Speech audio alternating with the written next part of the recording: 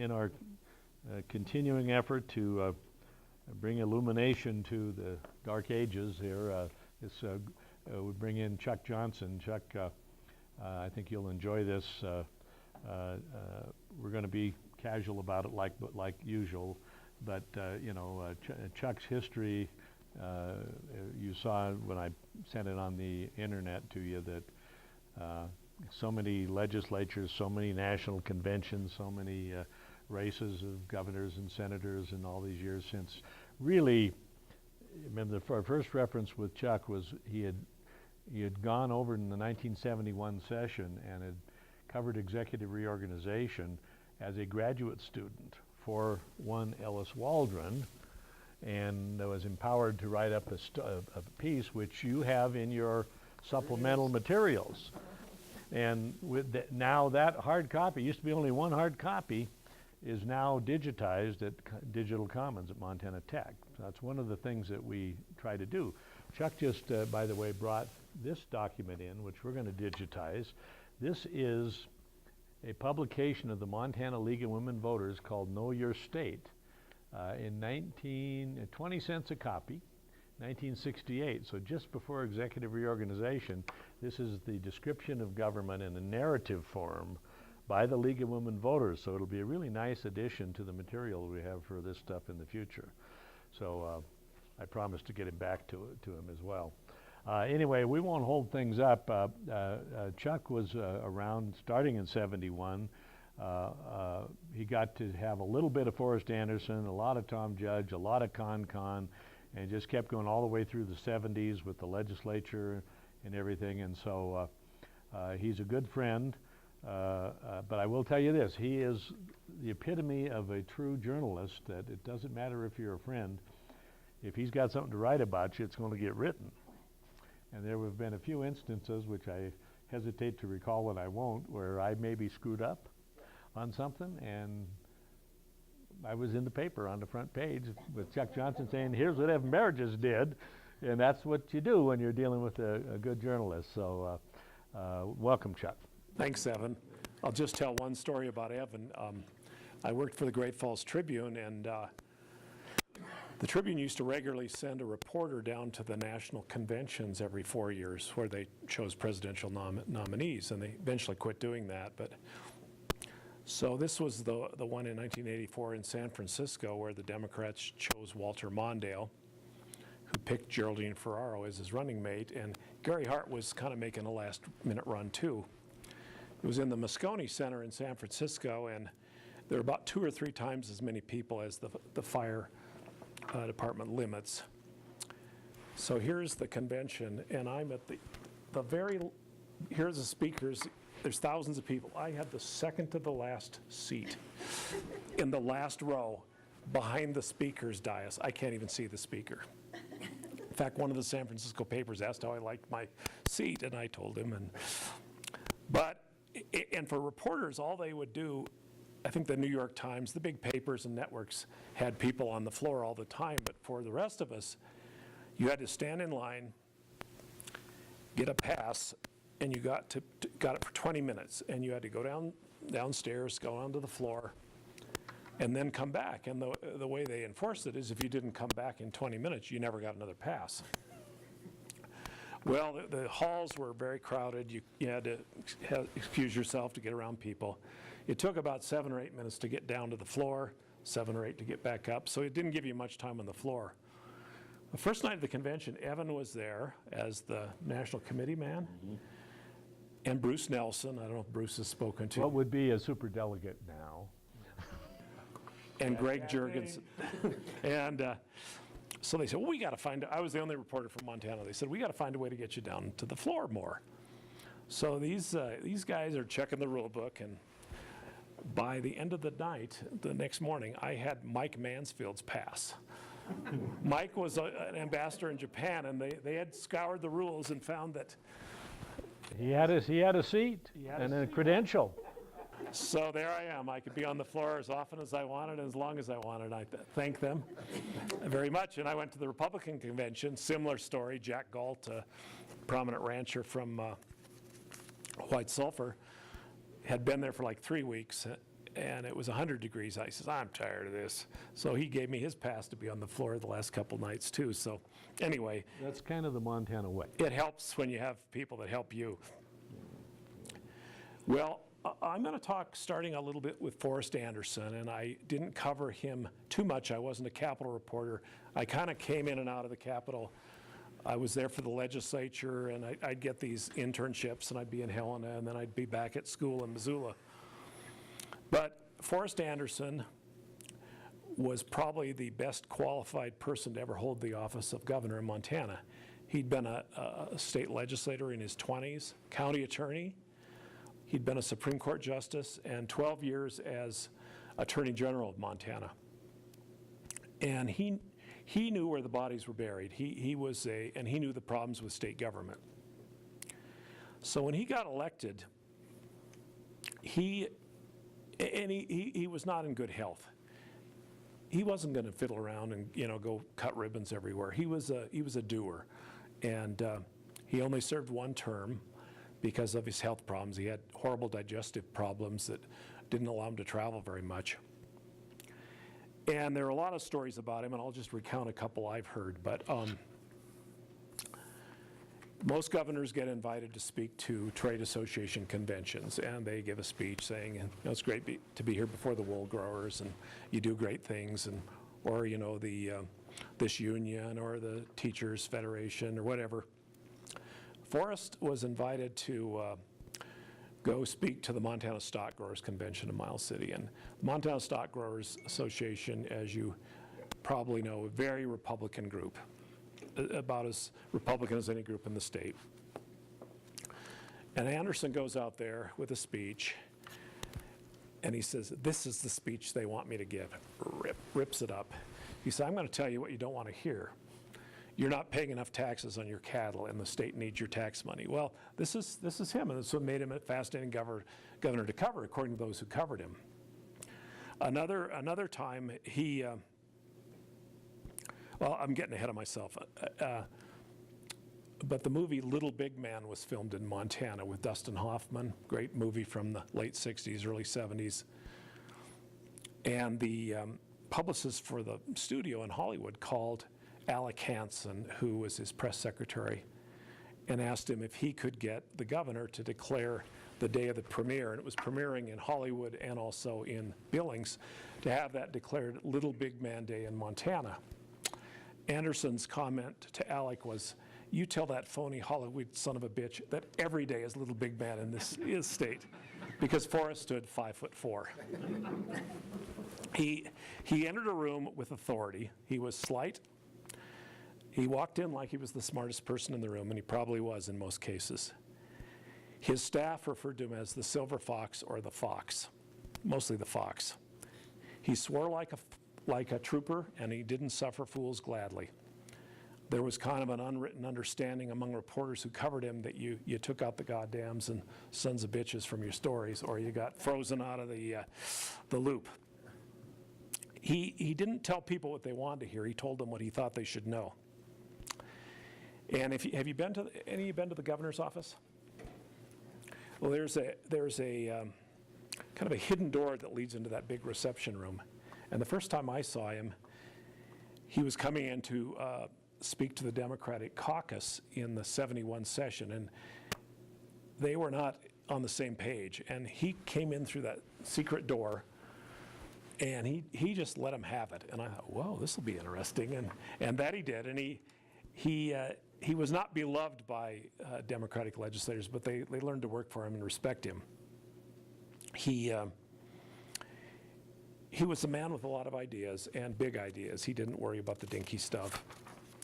The stories I've heard is he brought some of his people over from the Attorney General's office to work for him, and then also picked the rest of his cabinet.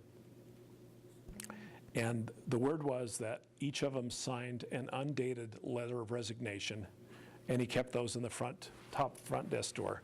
So if they screwed up, out they went. And It's a good technique, by the way. he wasn't the first. Not the last. No, not the last.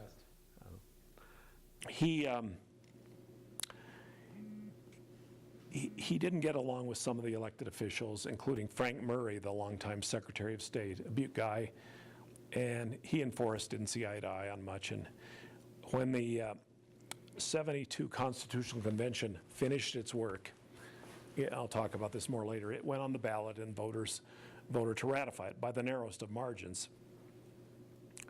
And Murray wasn't much of a fan of the new Constitution because there had been proposals to eliminate the Secretary of State's office or combine it, so he thought it was a lot of hooey. And so they had the election, and there's a certification of election that the Board of Election Commissioners has to sign, including the Governor and Secretary of State. So Forrest Anderson signed it, and Murray says, "I didn't see you sign it." And Anderson supposedly says, and this is again from Alec Hansen, "Well, I'll sign it for you again, you son of a bitch." So if you look at the official document, Anderson's signature's on there twice. And he was that way. He was just a very colorful guy, and kind of had an idea how government should run. It wasn't really since he'd been in government for so long, it seemed to me that he said, I've watched while J. Hugo Aronson was essentially a caretaker. Yeah. And Babcock probably the same thing. Aronson, in fact, when that story about when Aronson left Forrest as Attorney General in charge at the riot in the prison, Aronson just went home because he wasn't used to running anything. He just said, well, you take care of that. And Forrest didn't mind. He took care of it. A great story Gordon Bennett told, but the point was he wanted to do stuff, and I think he looked at it, and that's what got him to reorganization was, this is not a functional place, and if I'm going to make a difference, or my successors, then we better do this. And I think that brought him to the reorg because he could see how dysfunctional it was. By the way, Can we use that chart for a minute here? this is an interesting chart that Chuck got for me. This is a reprint of a November 1967 organizational structure of the Montana state government, and it is so complicated that it's like a road map. A through G, 1 through 19. You go to the list and you say, well, where do I find the Hospital and Long-Term Care Advisory Council? F10. So you go, okay, 10, you know, that's how complicated the government was. Good. So the government in those days was, like a lot of state governments were at the time, the governor did not appoint many directors. Rather, the directors were appointed by the Board of Institutions.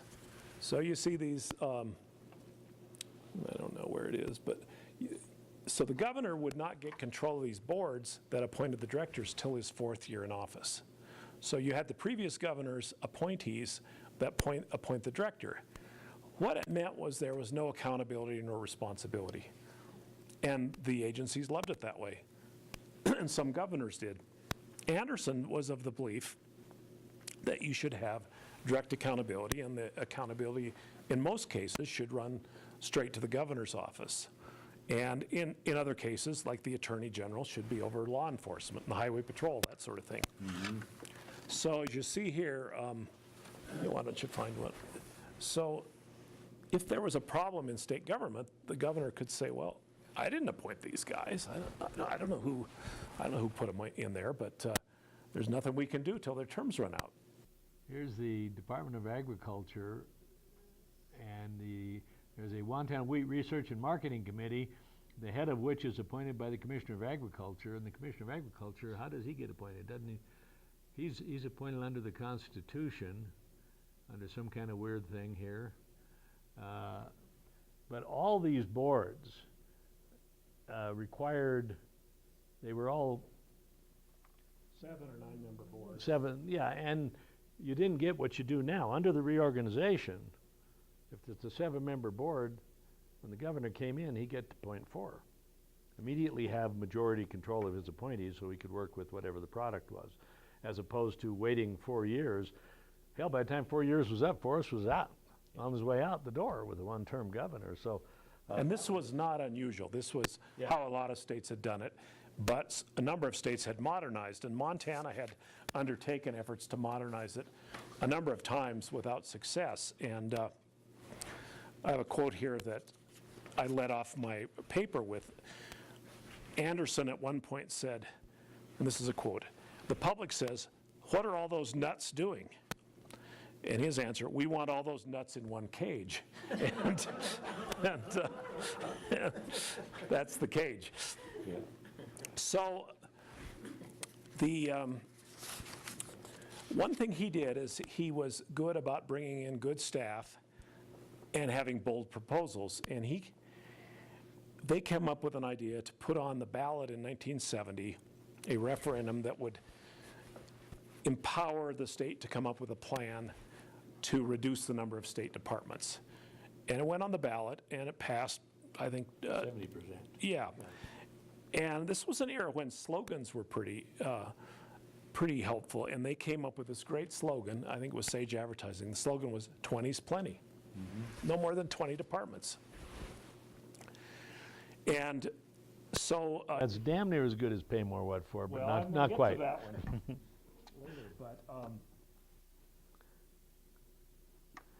so Now, by the way, I think the good staff work was sometimes the best thing you can do as a staff is figure out the good work somebody else has figured out.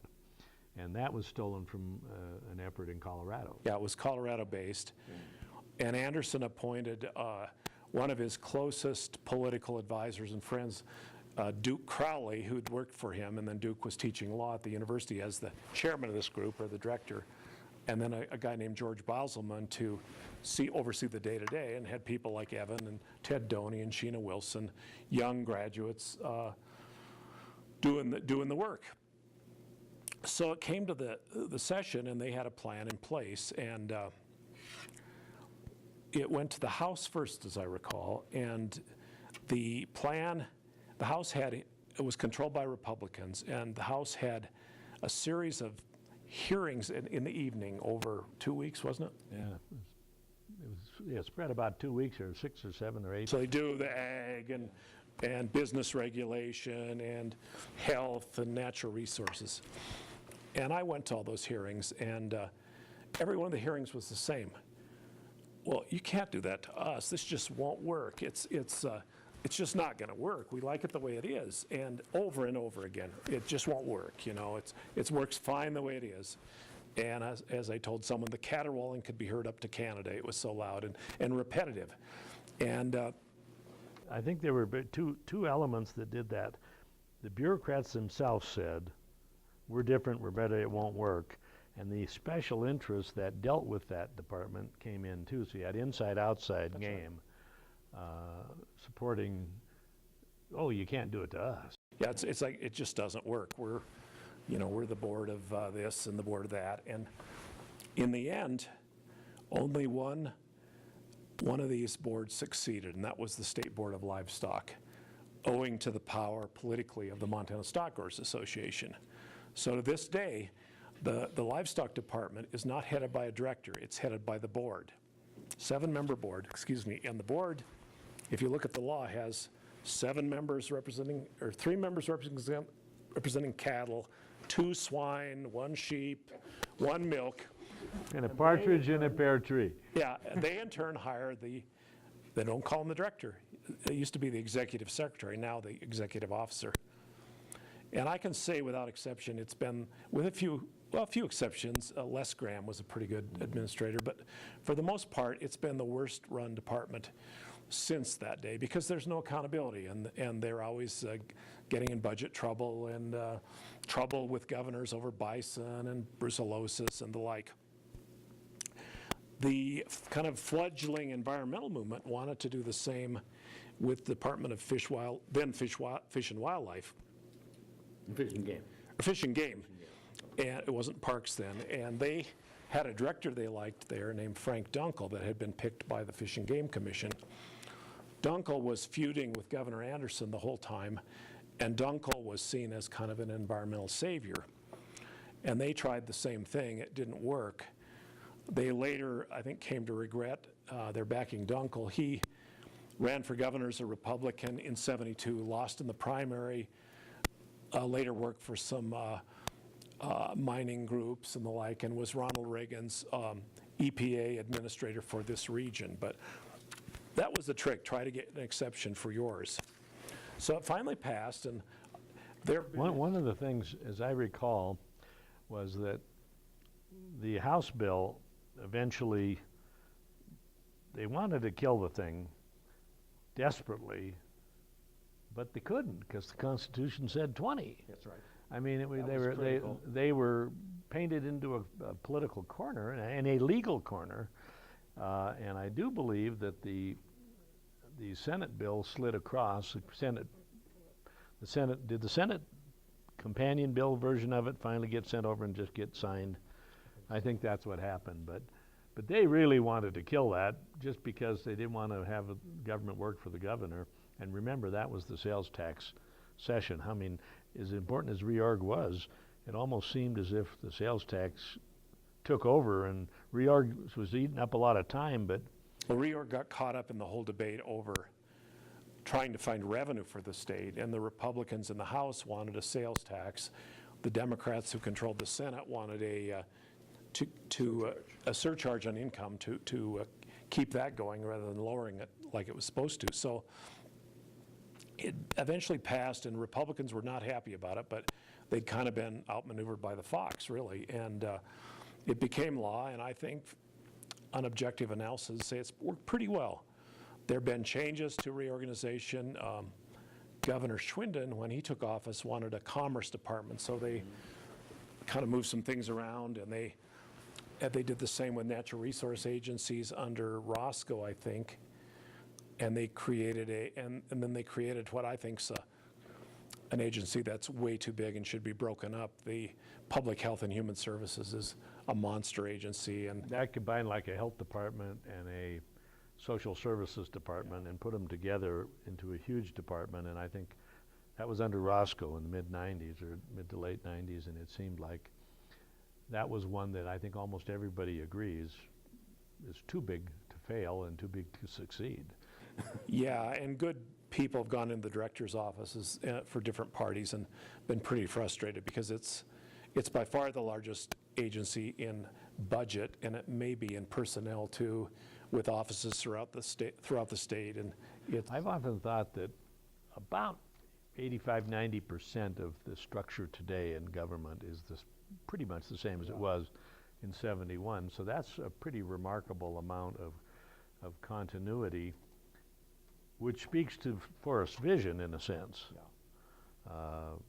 Though he didn't get the benefits, I think he said, Alex said that Forrest said, I may not be able to get all the benefit from this thing, but my successors will, and if they want to fire some son of a bitch, they're going to be able to do it. Yeah, and that's happened. One of the other areas that didn't succeed, and I don't think you recommended it as staff, but there are always proposals to combine agriculture and livestock into a single department. And it'll never happen. The cattle people do not want to be with the farmers, and it goes back to the open range and the putting up of fences, and so I don't think it'll ever show up, but there have been attempts. So this was... By the way, on the back of the Montana, the magazine of Western History, don't know if any of you get it, but it's a great magazine. If you remember the Montana Historical Society, you can get that. The one that just came in the mail today, on the back cover has a Sunday cartoon from Stan Line, a Ricochet cartoon. And there's that big display on Stan and Ricochet over there at the Historical Library right now. And it's one where a cowboy comes into the bar and there's a sheepman there. And he says, they said, who's that guy?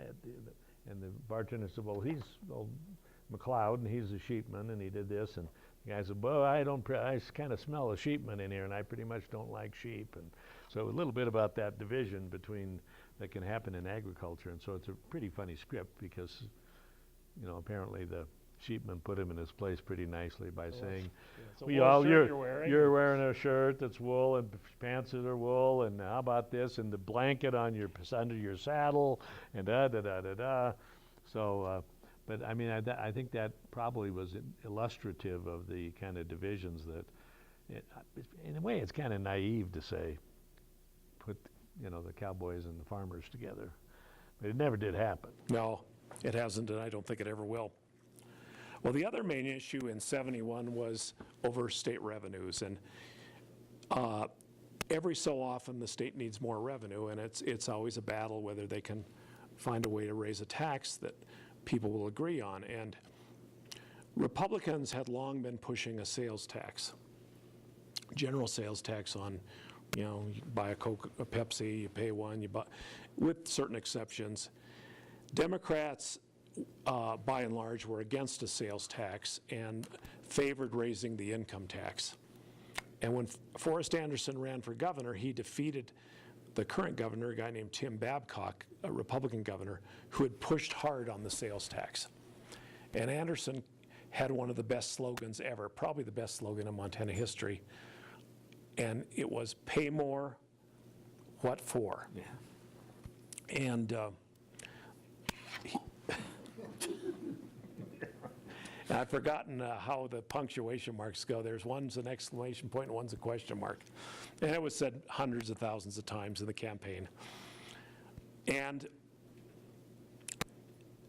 I think it wasn't just a referendum on the sales tax, but it was largely a referendum on the sales tax, and Anderson won. 14 points. Yep. Which was pretty massive against an incumbent. Yeah, it was. And so come to the 71 session, and there's a revenue shortfall. They need more money. They don't reach an agreement during the regular session. They adjourn without one. He calls them into special session later that spring. They don't reach one. Calls them into special session again that summer, and they come up with an agreement to give people a choice between, let me get the wordage. One was to keep the 40% surcharge on your income tax and not lower it to 10% as had been anticipated, or the other was to lower the surcharge and put in a 3% sales tax. Well, Evan has probably told you all the stories about the campaign. If he hasn't, It's too much fun. okay. So immediately, two groups are formed to support and oppose the sales tax. The business groups form a group called Save Our State, SOS. And the unions and seniors form a group called COST, Citizens Opposed to Sales Tax. And there's a spirited campaign with lots of advertising. And there is always the question about where is COST getting its money. It has a lot of money to buy advertising. And I believe it was Duke Crowley who recalled that the campaign finance law passed by initiative in 1912 had a provision that an opposing campaign manager or treasurer can look at the books of the other side. And this hadn't been used in decades. It's used pretty often now. And so they decide to do this shortly before the election. And the treasurer of the pro-sales tax group, so it was a Billings businessman named Ken Nybo. And he's ordered by a judge to show up in court with these books. But turns out he'd gone hunting, and nobody knows where the books are. Well, as a matter of fact, he had the books with them. And as Evan told you the story about this? Yeah, we went through that. And the Dan Foley lead? Yeah, but So anyway, where can I go gone with me, right? yeah. So like a few days before the election, the district judge in Helena orders these books to be open. And sure as shooting, the Anaconda Company gave $20,000, BN $20,000, Montana Power $20,000. That's a lot of money back then.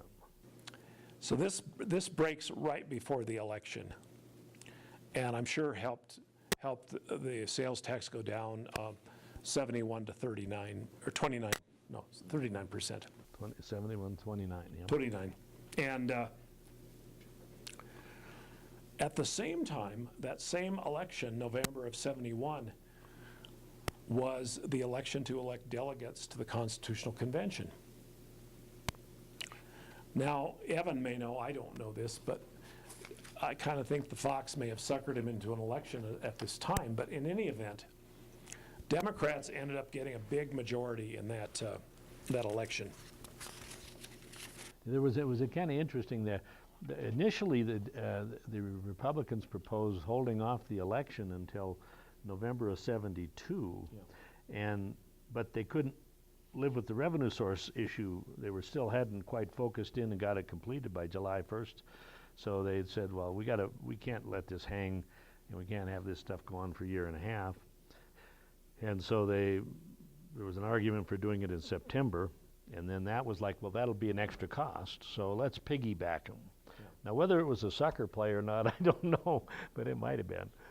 Well, and special elections aren't cheap because you have to hire all the election judges, and an expense the state really couldn't afford to have two of them in the same year. Well, it's my opinion that it helped the Democrats get a big majority in the Constitutional Convention. The con delegates elected, 58 of them, 58 were Democrats, 36 Republicans, and 6 independents. Now, just in contrast, in '72, the '71 legislature Democrats had a 30 to 25 majority in the Senate, and Republicans a 55 to 49 lead in the House, so very tight. Well, I think the fact that the Democrats had a big majority in the con helped give us the Constitution we have, whether you like it or not. And clearly a different Constitution than we would have had Republicans had a majority. Mm-hmm. Another factor was at play here too. And I was an intern at the legislature in '71, and legislators were thinking, well, we're not doing anything in even-numbered years, so we'll run for con. Legislature '71, con '72, legislature '73. Well, there was a Supreme Court decision that came down during the session that said, no, you can't do that. If you're an elected office holder, you can't run. If you were a legislator and elected the con, you'd be holding 2 public offices at the same time, and that's illegal under state law.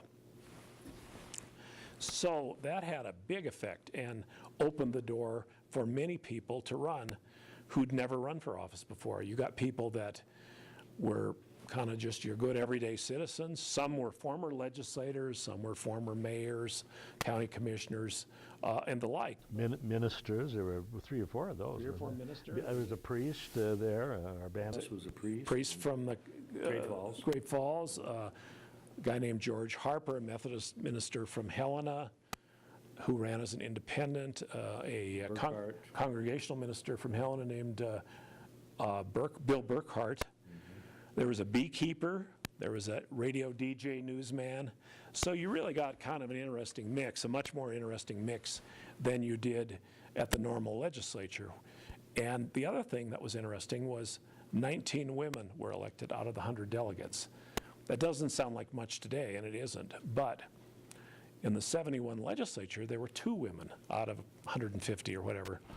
One was a longtime legislator from Billings named Tony Rozelle, a Republican.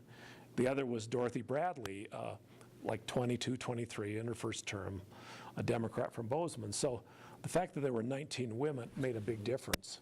There were also young legislators, one in particular, a woman named Maynan Robinson. Then she's later married. She was our speaker here last week. Oh, you know all about Maynan.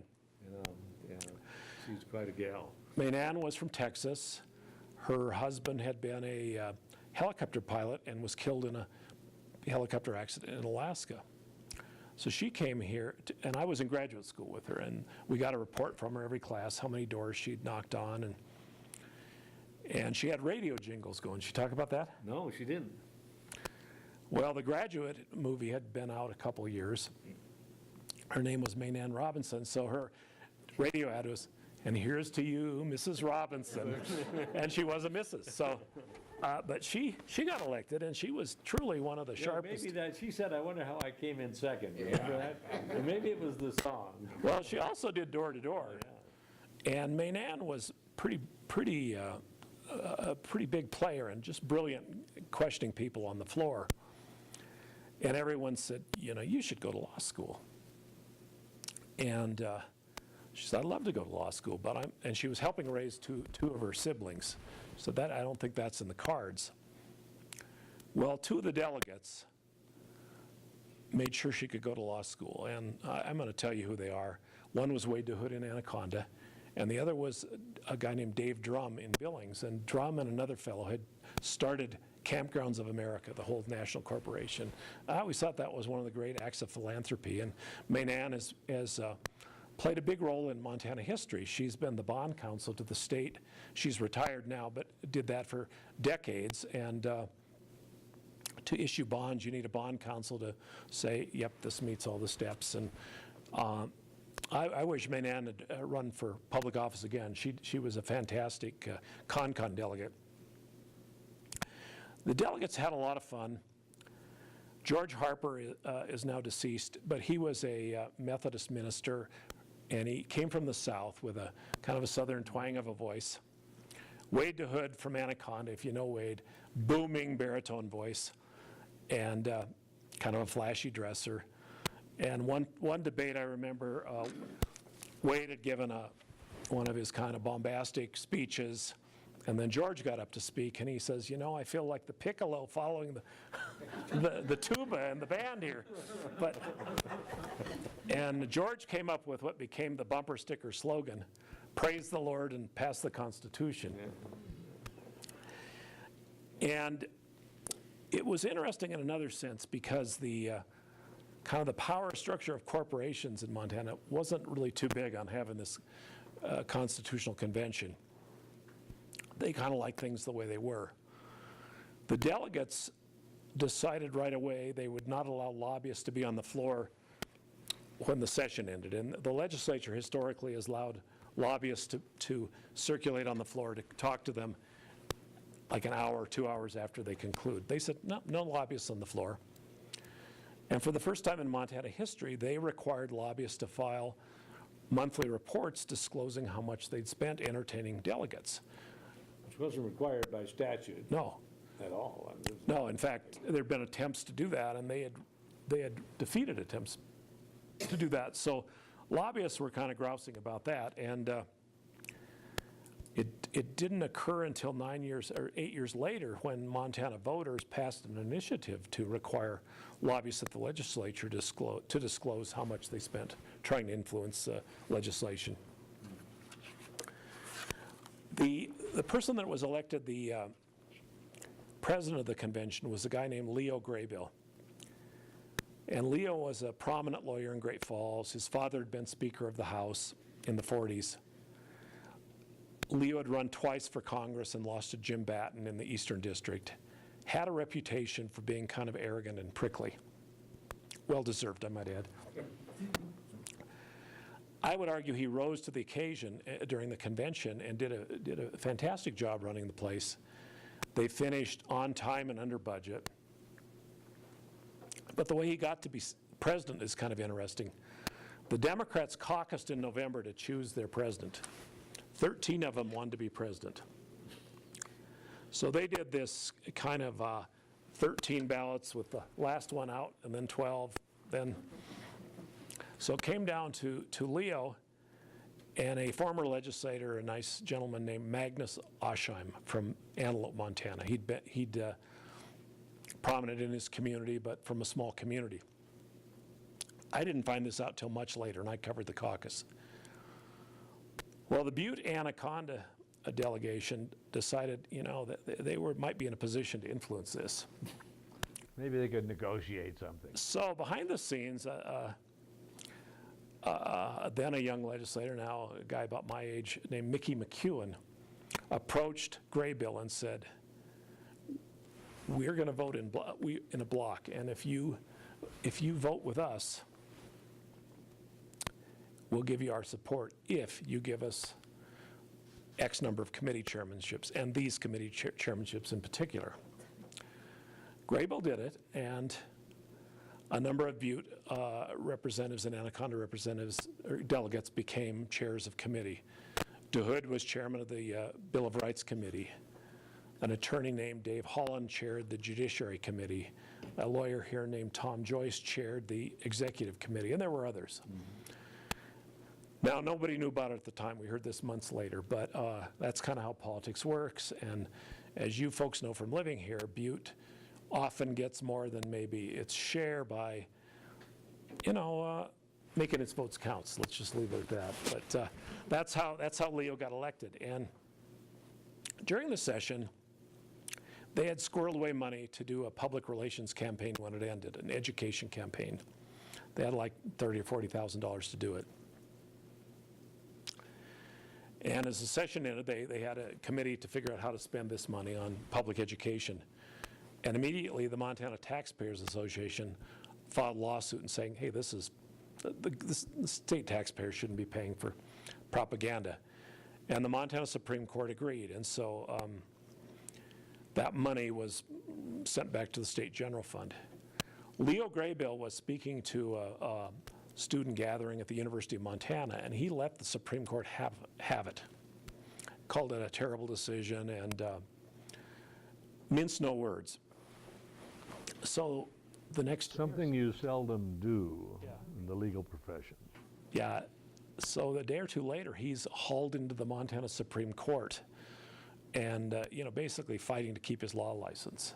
Now, I thought it was outrageous that they did that to him. I mean, he has a right to speak out. And in the end, the court kind of slapped his wrists a little bit, but the message had been given. And so you have this group of delegates with no money to try to get a new constitution passed in a couple of months. In the meantime, the opponents were gearing up to fight it, and it was groups like the taxpayers, the Farm Bureau, some of the ag groups, some of the business groups. And what happened is kind of interesting, but they formed their own group, and they raised money, and they used the Colonial, an office in the Colonial. Betty Babcock, the wife of Tim Babcock, former governor, she's a former first lady, was a delegate. Conservative Republican, hadn't agreed with a lot of what the convention did. But she was part of it, and she was going to help make it pass. So she donated office space and a copy machine and phones at the Colonial. And I think it's fair to say that that had a lot to do with the Constitution being ratified. They had kind of a ragtag organization. They got help from the League of Women Voters. They'd send people to speak to, community gatherings. And I believe the other side ran newspaper ads. Well, let me give you the results.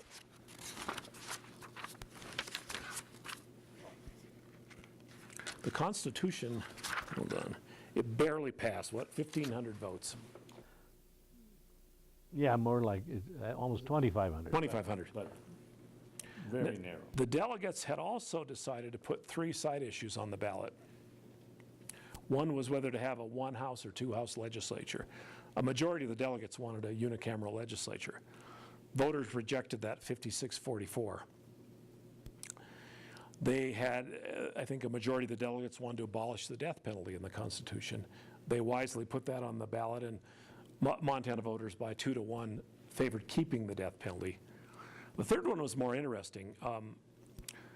The 1889 Constitution forbade the legislature from legalizing gambling. And it had been widely ignored. There was kind of local option gambling without ever a vote, especially in your fair city here. And Plentywood was the other place. And so the pitch was, do you want to give the voters and the legislature the right to legalize gambling if they wish, or to keep the current ban? By 61 to 39%, voters voted to go with the allowing the legislature or the people to keep gambling.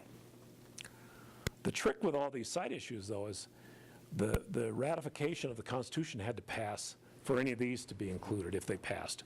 Now in Butte, Silverbow, it was one of the few urban areas that turned down the Constitution, 53-47, but you probably won't be surprised to learn that 73% of the voters here wanted the legislature to legalize gambling.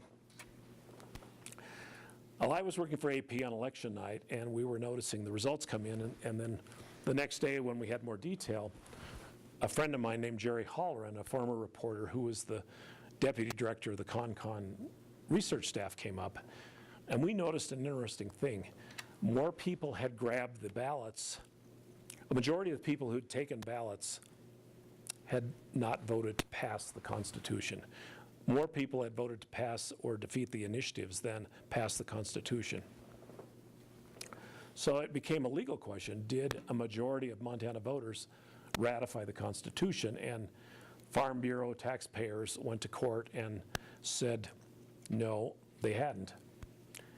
And the Supreme Court mulled it over for quite a while, and on a 3-2 decision, upheld the ratification of the Constitution. Now, there's a lot of discussion about whether Senator Lee Metcalf made a call to Justice John Harrison, who was a close friend, that might have switched his vote to ratification. Harrison denies it. Metcalf's friends say that's what happened. But anyway, then they appealed it to federal court, and the federal court upheld the election. So we go into 1972 and another governor's race. Forrest isn't going to run. Forrest has had health problems and he can't run. And Forrest and Tom Judge didn't really get along very well. They were different generations. Tom Judge had been elected lieutenant governor when the two offices ran separately. And the lieutenant governor in those days was not even a full-time state elected official, didn't have an office. The lieutenant governor presided over the state senate when they met every other year for X number of days. And then the lieutenant governor would fill in sometimes for the governor, but it was not a full-time job. Tom Judge kind of turned it into a full-time job as well as running his advertising agency. I knew a woman that had been Tom's secretary at the Senate and also as lieutenant governor. Forrest Anderson couldn't travel, so Tom took up all these trips. And he got one of these portable tape recorders that would plug in a lighter. And on the way back, Tom would dictate letters to everyone he met that night. You know, dear Mary Smith, it was great to meet you at the Havre JC's convention. If you have any issues with state government, please let me know. I'm your public servant.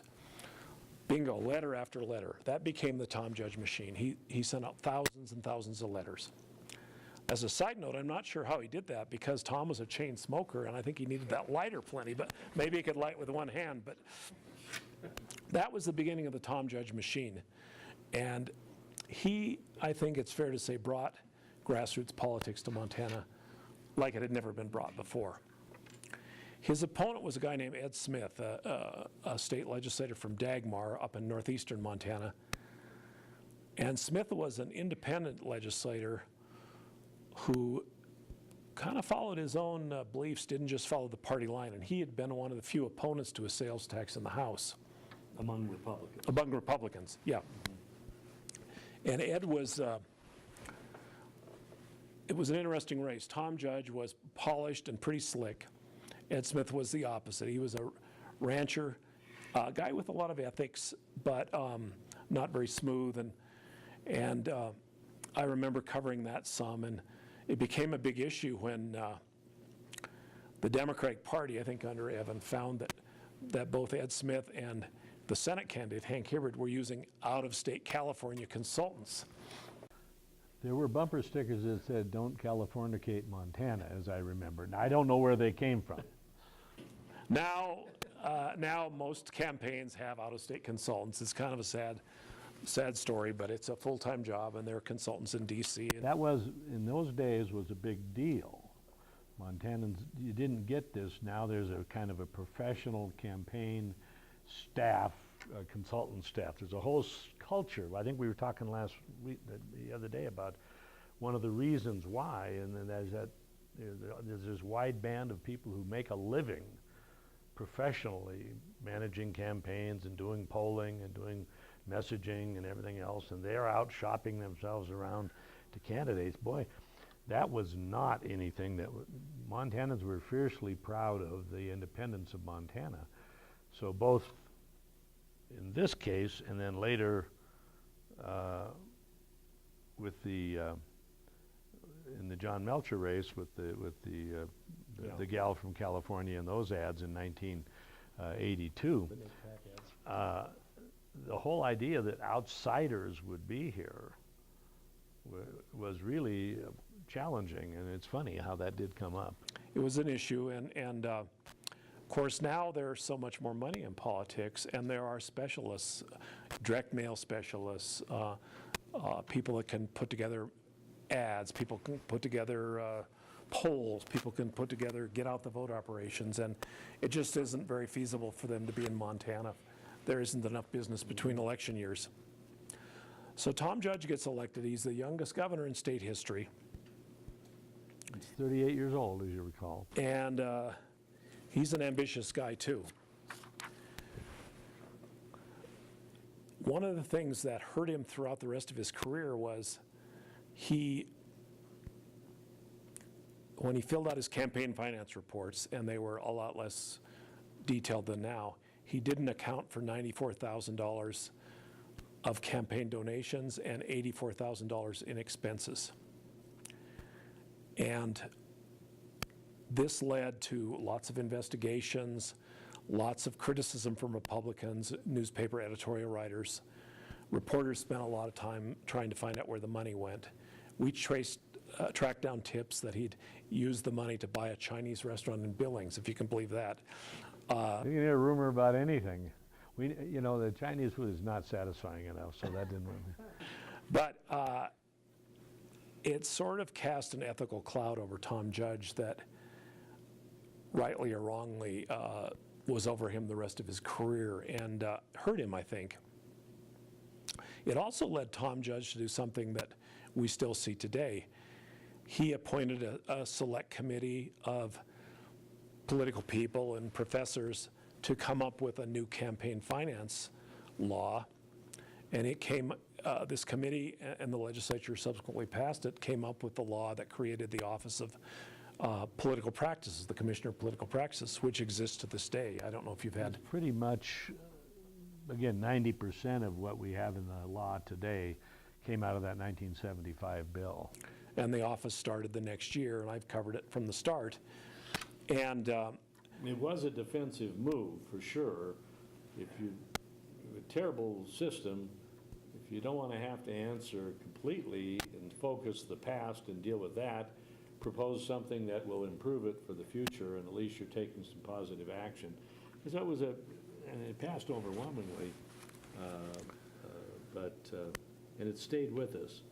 So there was some good came out of it, although sometimes a good policy and good politics come together, And even then, critics said, well, we really need to emulate the Federal Election Commission, 3 Republicans, 3 Democrats.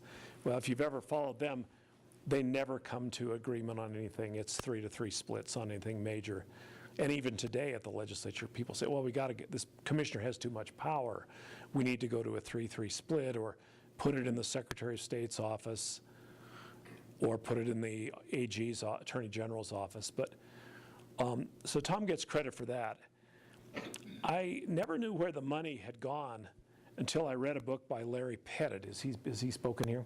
No, we have his film, but he didn't speak here, no. Well, Larry Pettit wrote a book, Live by the Sword, and he had been Tom Judge's campaign manager in '72.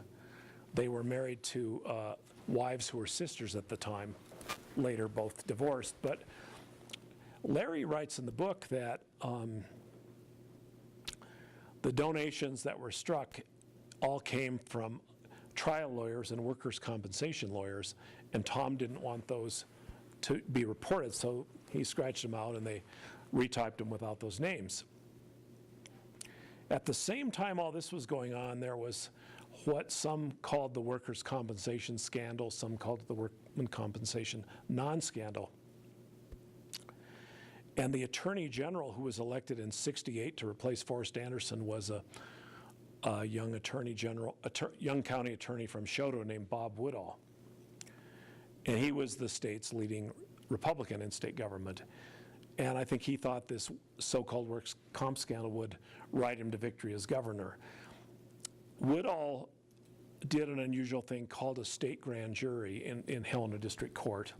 But let's intervene again and just mention again that you've got to remember, Tom Judge did not engender an awful lot of warm, fuzzy feelings from legislators of either stripe, including the Democrats, who just somehow didn't see that he was Lee Metcalf or something like that. And so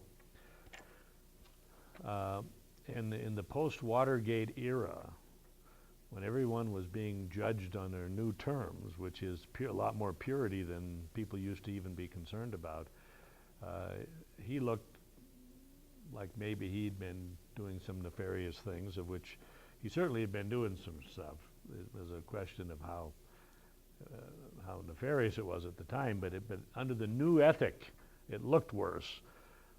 So I still to this time don't know if the proposal initiated from Woodall or whether it came from some legislators, but they appropriated $980,000 to Woodall to conduct an investigation of all this workers' comp stuff, which then morphed into including the campaign stuff. And that's almost $1 million in those days, and out of that came all this stuff. So it was, the grand jury was within the context of Woodall having investigators and special counsels, and He brought in investigators and attorneys from California, primarily, and they filed 115 count indictments against attorneys.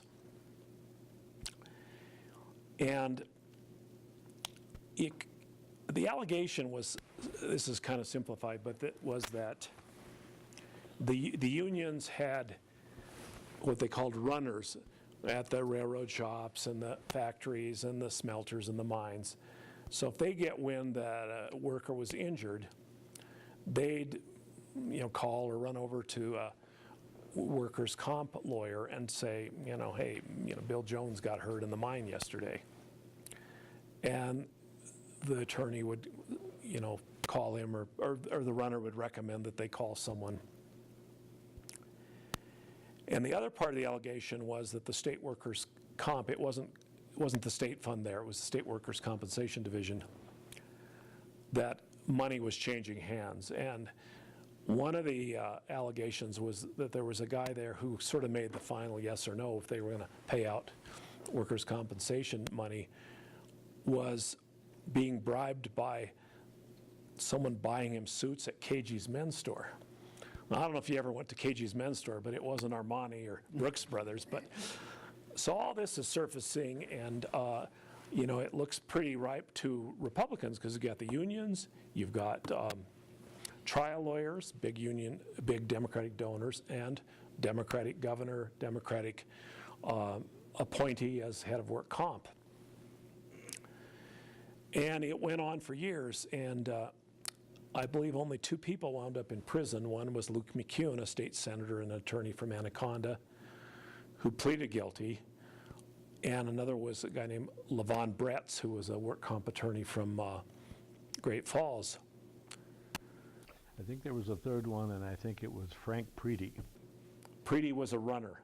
Yeah, he was a runner from Anaconda, and I think Frank got a little time too, but that was about it. But it really is, for $980,000 and all that investigation, it ended up being a bust, but it was very explosive and very... This was in the pages of the paper every day, and Woodall's chief assistant that did this was a guy named Dick DeZevi. And DeZevi had been the Senate Majority Leader for the Democrats in '71, who had run and lost to Tom Judge in the '72 Democratic primary. And there was no love lost between DeZevi and Judge. DeZevi saw himself as a future governor and was, cut off at the pass by Judge. DeZevi was a big, burly, former University of Montana football player, tough-looking guy, pushed his weight around. So DeZevi at one point was down at the Hofbräu in Helena. It's changed its name, but it was a bar in Keno Place.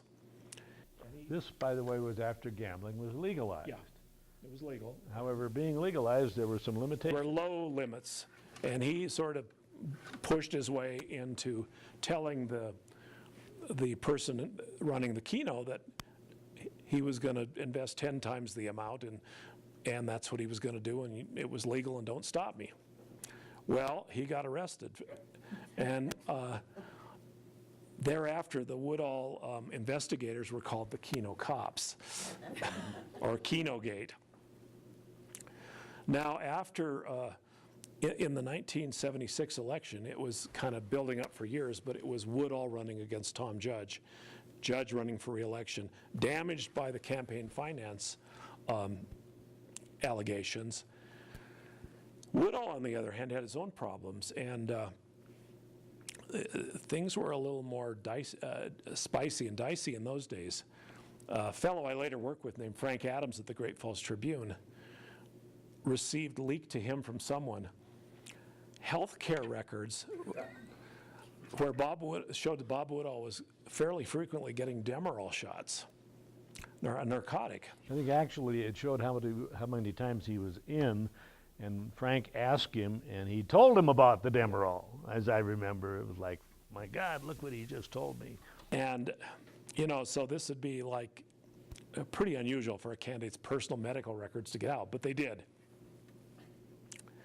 So the line kind of behind the scenes in the 76 election was vote for Judge, he's not crazy. Vote for Woodall, he's not a crook. And let me back up a little bit on Tom Judge. In early 1976, I get a tip from some of Judge's people, some of his top officials. And they said, a bunch of us think Tom Judge should come public about the $94,000 or he won't win. Really? So it's a pretty good story. And I was not one of those people. so it's people like Ted Schwinden, Steve Brown, his attorney, Gary Wicks, his natural resources director, Bill Christensen, the current lieutenant governor who's not part of the administration. 5 or 6 of them. Pretty big story, and Judge is furious. There was a cartoonist at the Montana Kaiman, a really gifted young artist named Ron Hauge, who later worked for the New Yorker. And he did this cartoon in front of the Capitol, Tom Judge, you know, like Tom Judge campaigning, and said, well, my staff is all behind me, and behind it was a steamroller with all these guys on top about to roll him over. And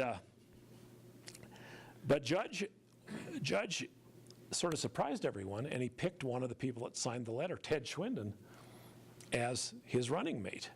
Christensen had been talking about running as lieutenant governor for governor with Schwinden, and then all of a sudden, Evan probably knows the details, but all of a sudden, Christensen's the odd man out, and Schwinden's running with Judge.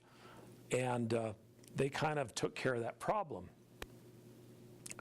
But it still hung over Judge's entire political career, rightly or wrongly. And you know, every so often someone would have a theory, and Tom Judge would hire an accountant and a lawyer to show that he hadn't done anything wrong. But it was one of those, you know, like a stain in your shirt. It just never came out. And Judge, his first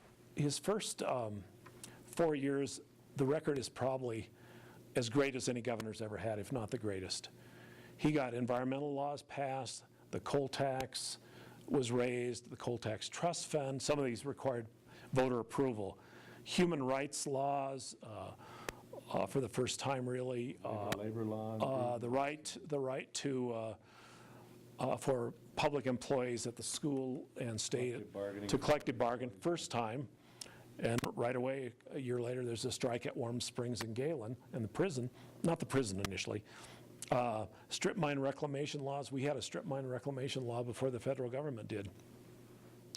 Clean air and water laws were improved, a number of major accomplishments, and the economy was booming. So Judge looked like, you know, what next for Tom Judge? As time went on, the Democratic majorities in the legislature started declining, and eventually he had at least one House Republican, which blocked a lot of his things. And Tom Judge, in my opinion, kind of lost interest in the job. His marriage was breaking up. He began to drink heavily in public. There were a lot of things that kind of hurt him. He began traveling extensively, lots of trips around the world. Any travel junket there was, he was gone. He went to, one was to go to Saudi Arabia to promote cattle, get Montana cattle there. Came back and said, oh, everything was a great trip, a lot of contacts. The AP did a story a month later finding that he never went to Saudi Arabia, that it was Ramadan, no business transaction took place. So Hauge, again, the cartoonist for the Kaiman, does this. And so instead, Judge went to London and Paris and Rome and Venice. A great cartoon in the Kaiman had Tom Judge's pictures from his scrapbook for the trip to Saudi Arabia. And one of them showed, labeled, Tom Judge looks at the oil derricks in Saudi Arabia, and he's gazing up the Eiffel Tower. And, you know, Tom Judge takes a boat ride down the Nile, and he's in a gondola in Venice.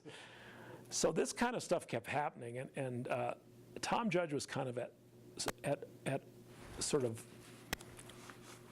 wasn't the same Tom Judge. He was having a lot of trouble personally. The divorce had cost him a lot of money. The story we were hearing was he was trying to get a job in Jimmy Carter's cabinet or some kind of post. Nothing really came up. And he's bored of being governor. So his lieutenant governor's Ted Schwinden. He gives a lot of these town meetings to Ted Schwinden. And Ted was over agriculture and energy at a time there's an ag crisis and an energy crisis in the late years of the Carter administration. You know, fuel prices have skyrocketed, there's trucker strikes, and you know, farmers and ranchers can't get their products to the market. And the person out there talking to all the people around Montana is Ted Schwinden. Well, Tom Judge is out seeing the world and nominally promoting Montana, but a lot of the trips looked pretty dubious. And he's getting caught in a lot of kind of hypocrisy. In a way, he was kind of snake bit too. Yeah. I mean, he went hunting, and he shot a deer.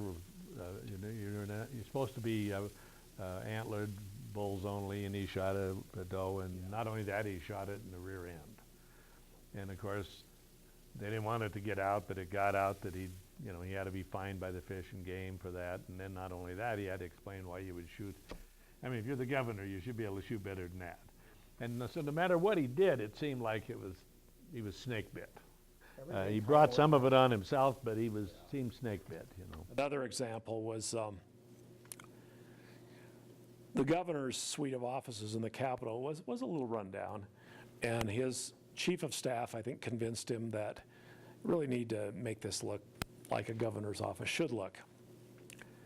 So they got fancy desks out. They moved some of the desks out in the hall and got a new carpet.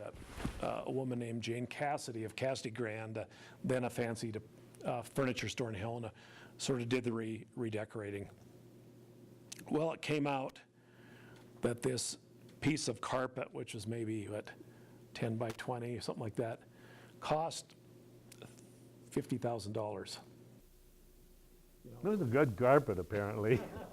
So Tom Judge and me says, well, I didn't order it, you know, and everyone's like looking who to blame, and his director of administration was a guy named Dave Lewis, who took the blame, took the fall, and everyone who knew Dave Lewis knew he would have bought used carpet down at the furniture store. And so then the Montana wool growers.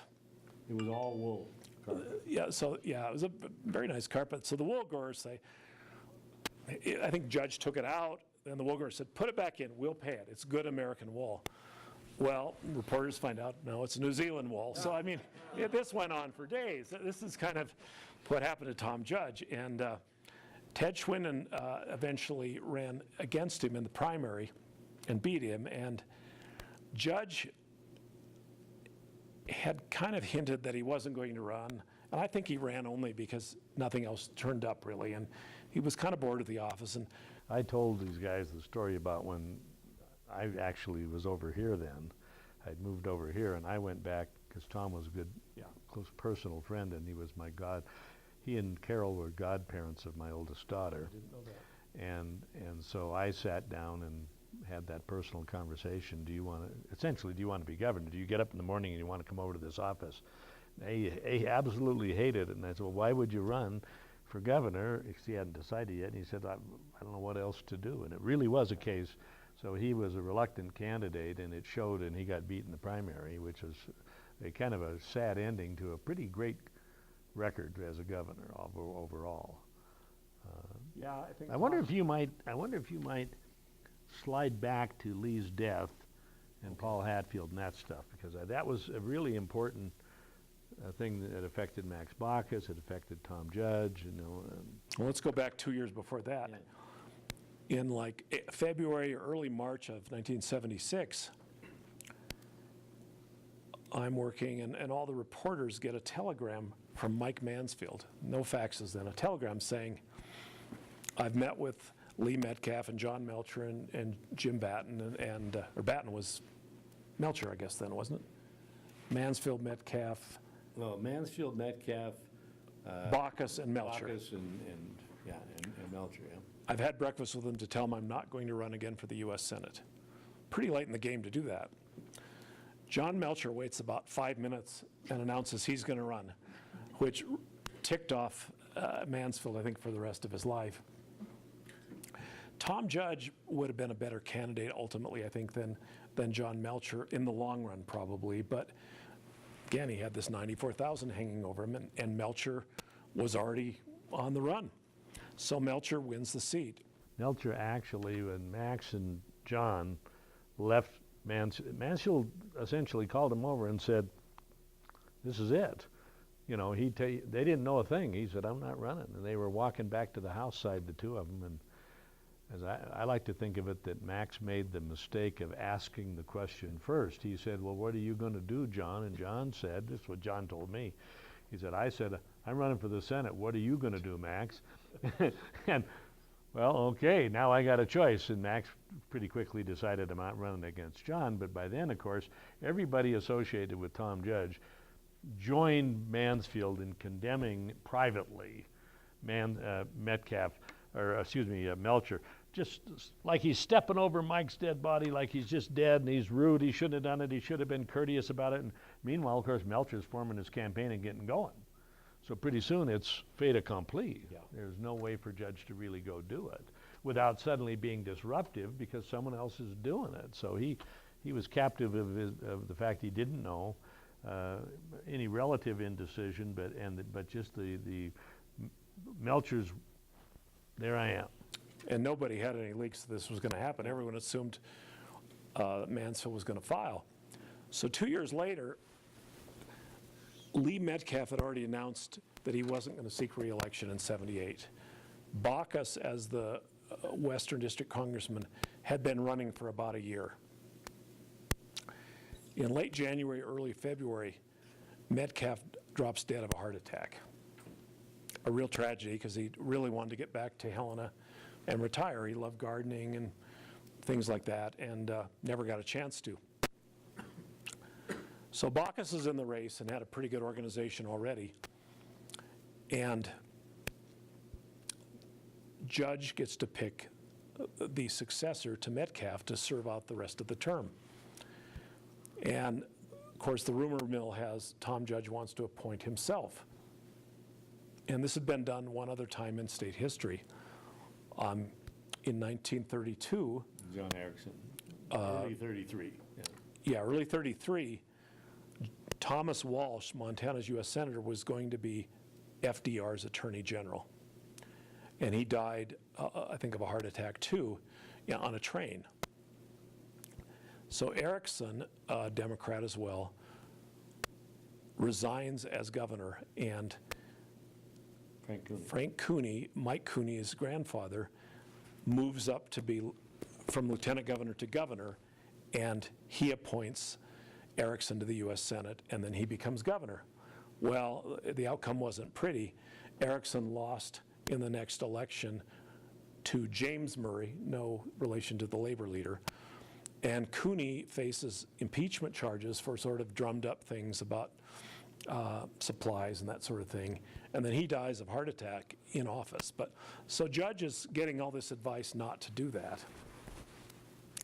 And the Democratic powers that be are meeting with Judge, and they come up with the name Paul Hatfield. He'd just been elected Chief Justice of the Supreme Court in '76, popular guy. Turned out to be kind of a political neophyte. But I think the important thing about, from the history perspective of this thing, was that Judge did not get along with Baucus. They were not friends. Because the normal thing to do would be, well, just appoint Baucus. He's already running for it. Let's just appoint him, give him a heads up on the thing. But they did not like each other because they were both young and both ambitious, even though they were in the same party. And so there was a problem there. And judges, by God, he wasn't going to do that for anything. Find someone to beat Baucus. Anybody, you know. And after Tom Judge died, I ran into, I won't tell you his name, but a prominent kitchen cabinet member and big fundraiser for Tom Judge, an attorney. And Tom Judge had been sick down in the Phoenix area for some time with lung disease and a number of ailments. And this guy had gone down to see him before he died. And Tom said, you know, that advice you gave me was the worst advice I ever got, that I shouldn't run for the Senate. I should have run. I'd have been there the rest of my life. So in his dreams, he was always a U.S. Senator. And I kind of think had he run in ’76, he probably would have beat John Melcher, but who knows, you know? Again, that 94,000 hung over him. So Tom Judge and Schwinden square off, and Well, first Baucus beats Hatfield. yeah. That's, I mean, Hatfield's appointed, and now Baucus is already running, and poor old Paul only had 4 months till the primary. He had 4 months, and one of the most explosive issues of the time came to the U.S. Senate, and that was ratification of the Panama Canal treaties. Interestingly, by the way, I've just been listening to Jimmy Carter read one of his books. I forget the name of it, but it's kind of a retrospective across his entire career about it, things that were personal reflections on. And he was talking about the Panama Canal Treaty. And he kept calling Paul Hatfield Mark Hatfield in the book. Oh, yeah, who was from Oregon. Well, Carter had negotiated this, and it required Senate approval to ratify a treaty. And it was extremely unpopular with a lot of people. And Paul Hatfield was one of the last people to cast his vote and voted for it, thereby picking up the nickname Panama Paul Hatfield, which he didn't really escape. And then, you know, Baucus never had to cast a vote on it. So he could say, well, I don't know what I would have done. I wasn't in the Senate. And it hurt Paul Hatfield a lot. But remember the result was like 75-20. Yeah. You know, So later that year, in the summer, there's an open federal judgeship, and Jimmy Carter appoints Paul Hatfield to it. And a Detroit newspaper breaks the story that it had been a trade-off, the vote for a federal judgeship. I knew Paul Hatfield pretty well. I never believed it. I think he was a man of integrity, but I don't know. What do you think, Kevin? Oh, absolute integrity. Now the fact is, it was not a quid pro quo, but the way it looks isn't good. And you know, in politics they say perception is reality. And so when you're saying, well, you put this up and what's it look like? It looks like a deal. Even if it isn't, it doesn't look good. But Paul, I never probably met anybody with higher ethical standards than Paul Hatfield. And I think Carter was the same way. So I don't know how the story wound up in the Detroit paper, but I always thought it was kind of a smear job without any evidence, but I don't know. By the way, Paul served for 20-some years on the federal bench, and he had an extraordinary record. Yeah. But how are we doing for time? we've got 20 minutes left. I'd like to talk a little about press relations with some of these people, if it worked. Then we'll throw it open for questions too. But yeah, let's do press relations. How did you get along with those guys? Well, Tom Judge, the relationship between Tom Judge and reporters was fairly toxic by the time I came to town because of this 94,000. He was tired of talking about it, and reporters weren't tired of asking him about it. So when you go talk to Tom Judge, you might have 7 questions on, you know, coal tax or you know, business development. And he would launch into what even his staff called. You have so much time. Yeah, you get a half an hour, 15 minutes. He'd launch into what we'd call the laundry list. My administration has done this, this, and this. And we'd all heard that speech 1,000 times. So he never really answered questions. He's almost a filibuster. The other thing was we could not find out even if he was in town or who he was meeting with. He didn't put out a daily schedule. And we'd hear stories that Judge was, in China and didn't know he was going.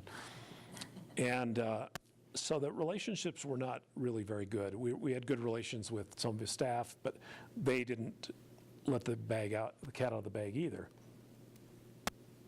Forrest Anderson I didn't cover much, but I don't think he had a decent relationship with the press, but he didn't call press conferences much. He just did what he did.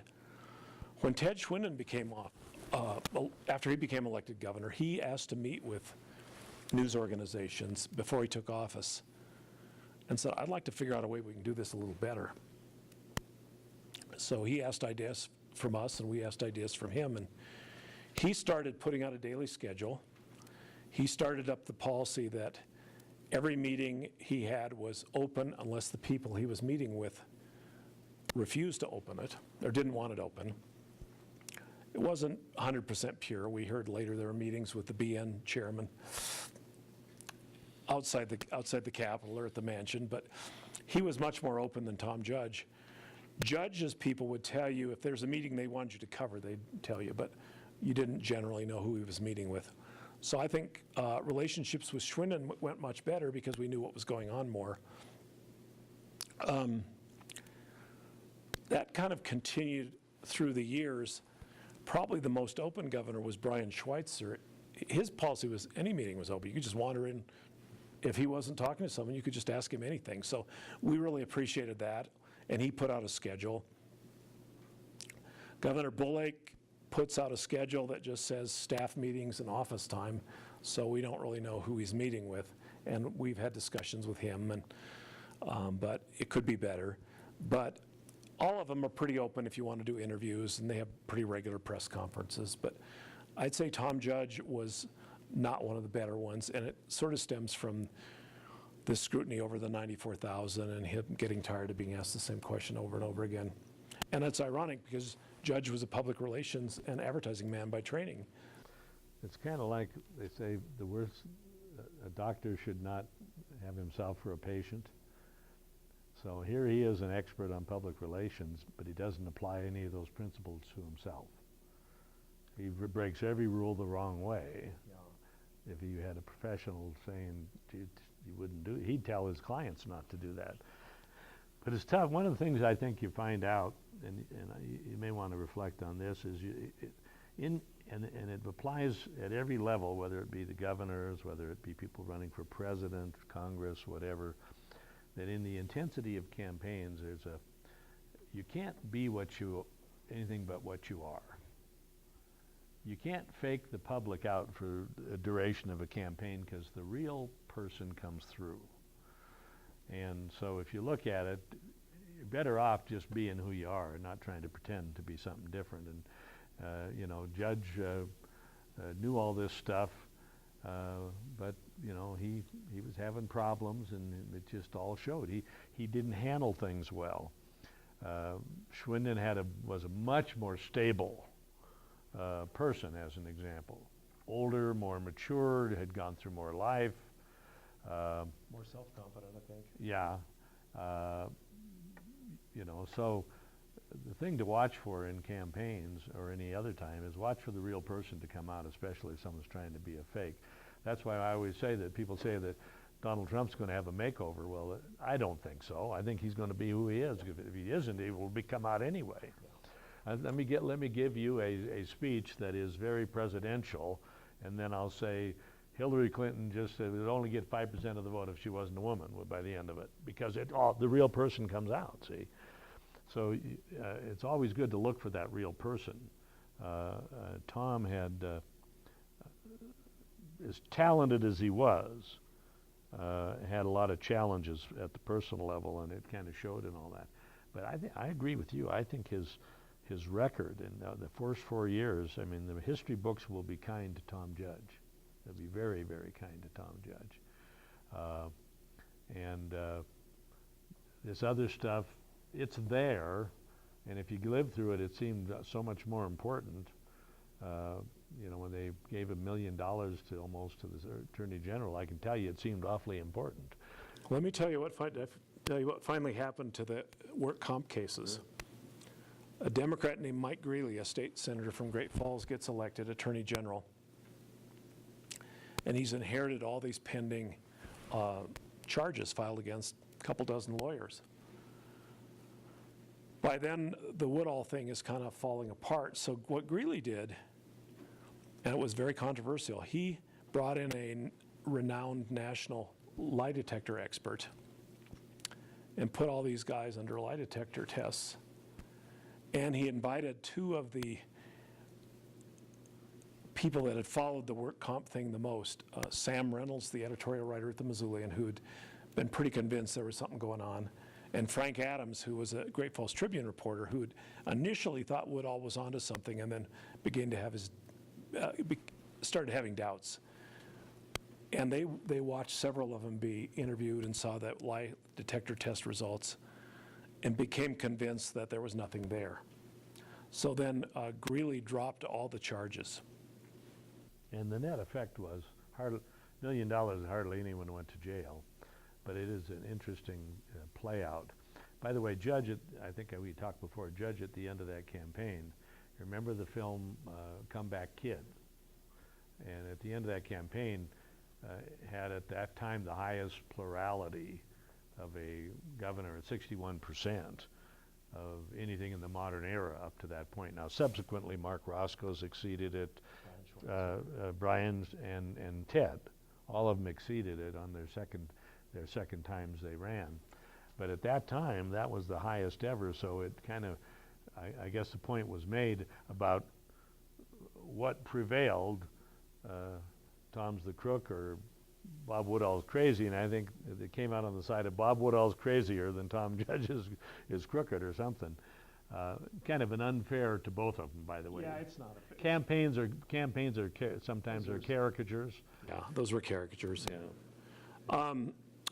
One thing it taught me anyway was just because there's a big investigation doesn't mean where there's smoke there's fire, and I think we've seen it at the federal level when these big independent counsel do investigations. But a lot of money was spent, a lot of lives were badly damaged by this, and it all went up in smoke in the end.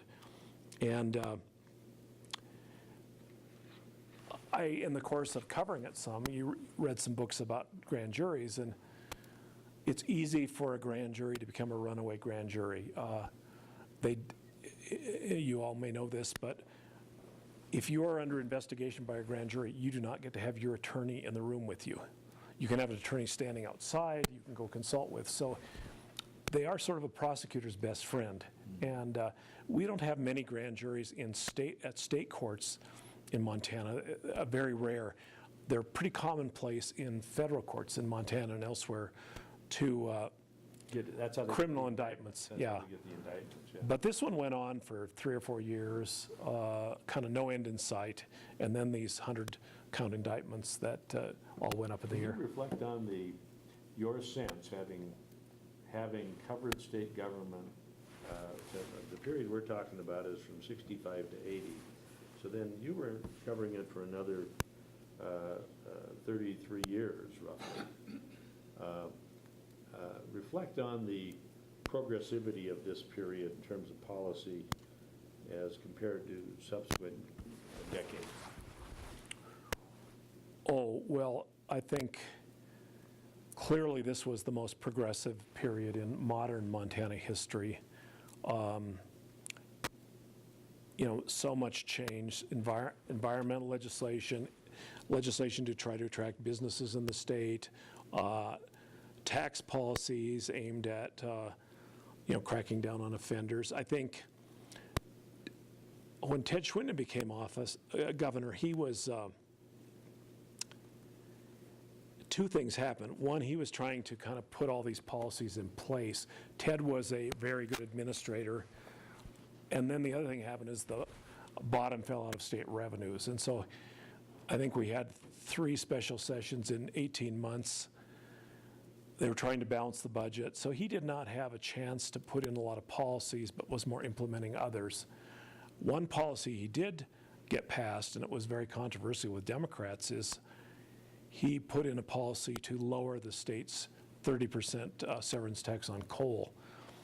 And he called it the window of opportunity. And he lowered it to 15% if coal companies increased production to a certain level. That was 30 to 25, 20, and 15. Okay. Yeah, they had levels. The problem with it, and it may have needed to have been done because Montana coal production was starting to lag comparatively with Wyoming.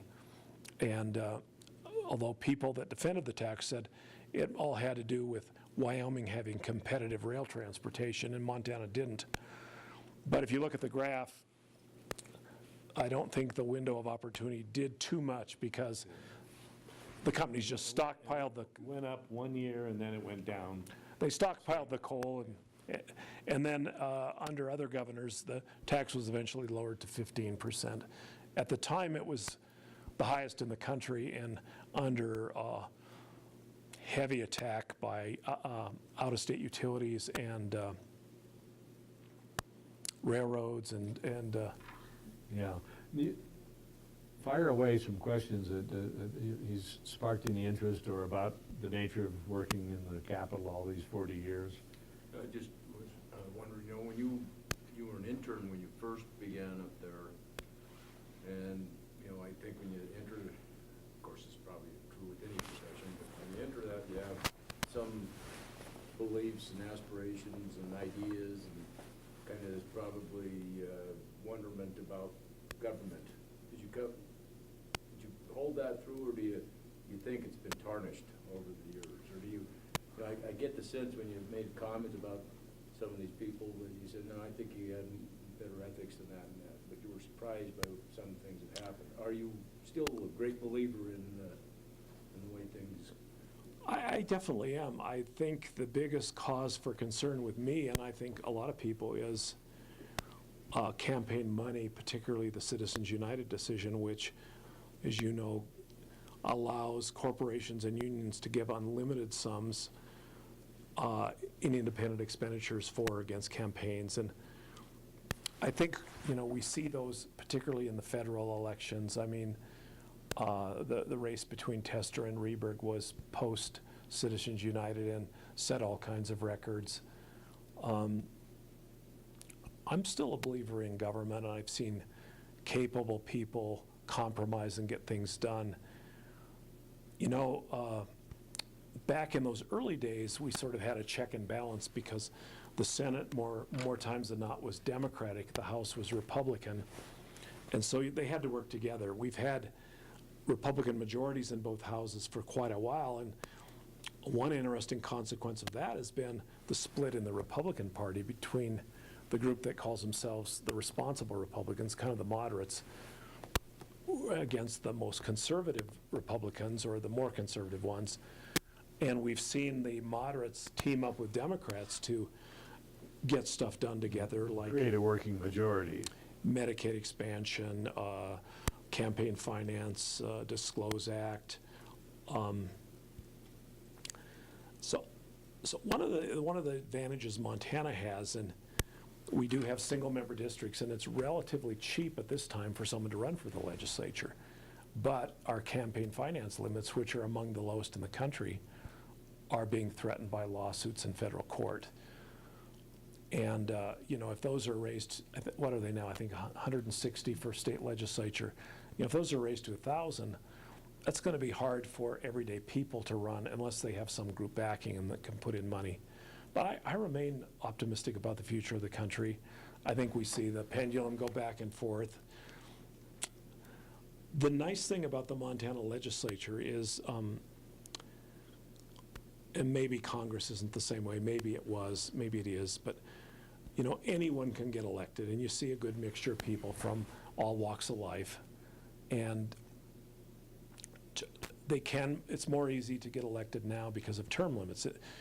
People can only serve 8 years in one chamber, and then they have to get out or move to the other. So it's a 2 4-year Senate terms or 4. Can you, it makes it easier to get new people elected. Can you reflect on two things in your personal opinion? all positives and negatives combined, thinking about it, is term limits good? And then number two, annual versus biennial sessions, your opinions. If you had your druthers, if you were king for a day, how would you have it? I think for the legislature, term limits are not a good idea. Let me give you this example. They meet for 90 days every 2 years.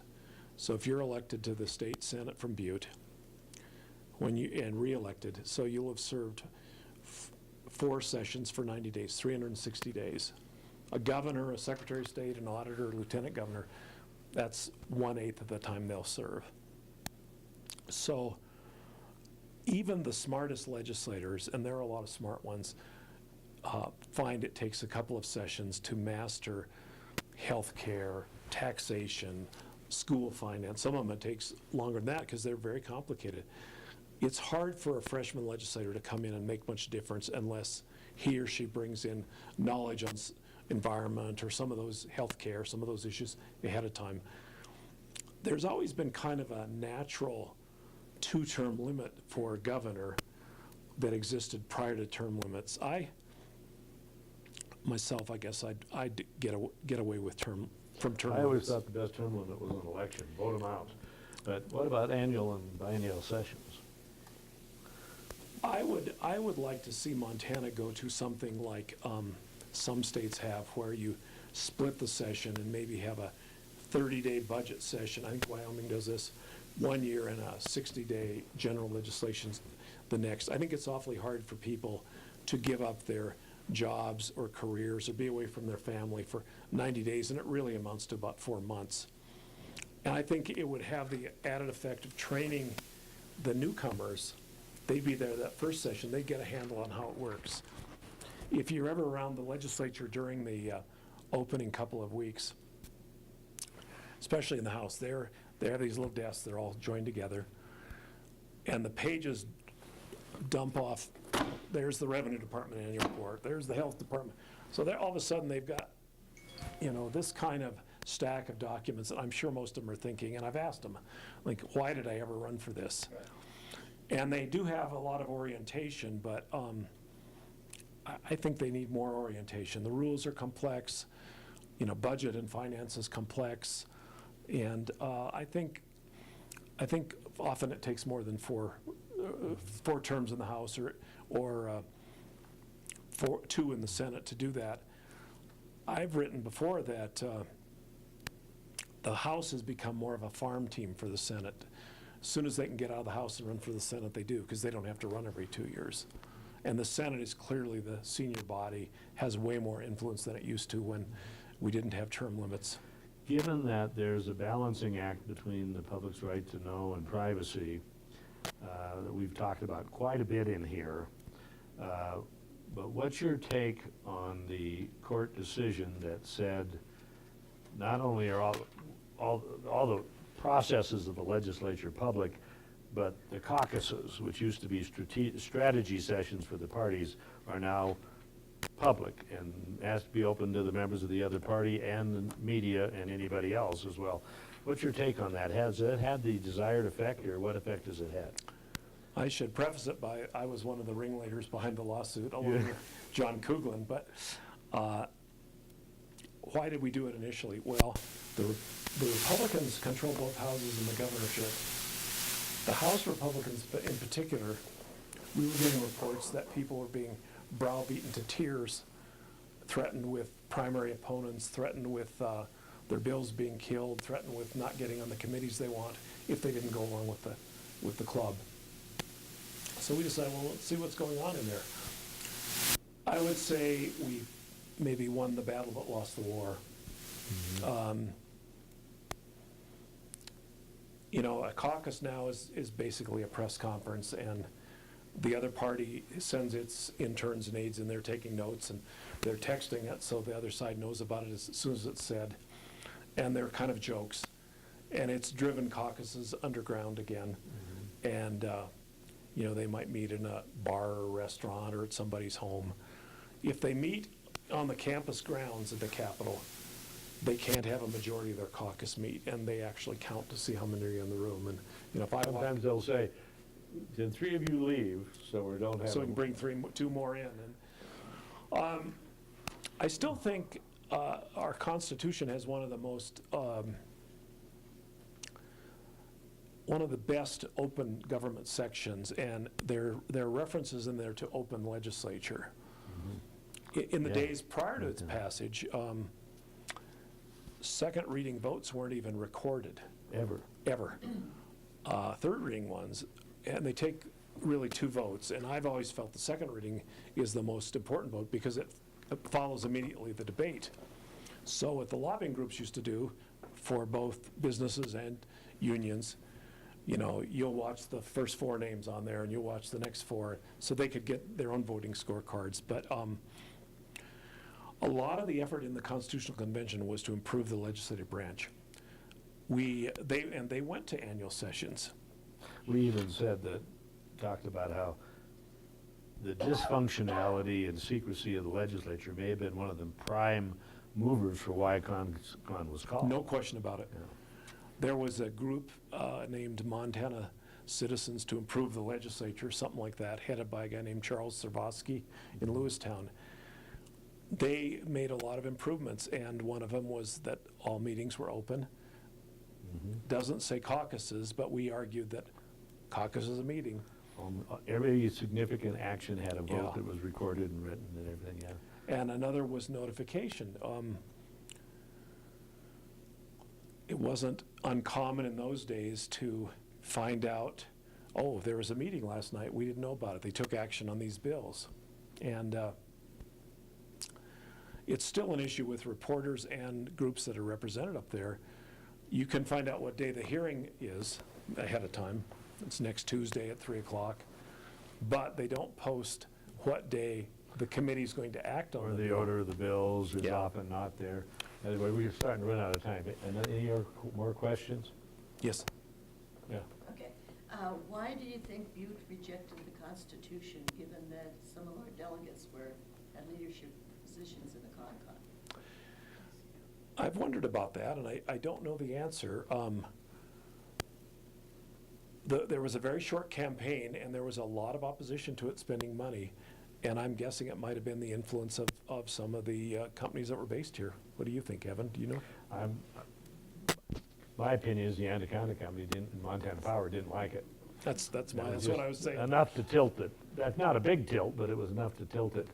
John? I just have more curiosity. You said that that workman's comp, there was somebody named Luke McEwen was. Luke was a related- state senator, Is he related to Nick McEwen? His father. his father. Oh, okay, and then I had, does Wyoming have a coal severance tax? Yeah. They tax it in a different way.